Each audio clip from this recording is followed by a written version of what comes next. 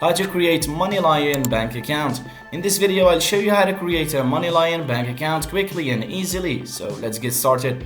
Go to the App Store if you're using an iPhone or the Google Play Store if you're using an Android phone.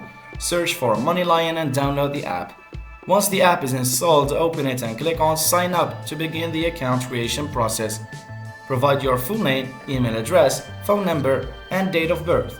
This information is necessary for verifying your identity. Choose a secure password for your MoneyLion account and make sure it's something strong and unique. MoneyLion will ask you to verify your identity. This may involve uploading a photo of a government-issued ID and completing a selfie verification to ensure security. You can link a current bank account or add funds using a debit card to fund your MoneyLion account.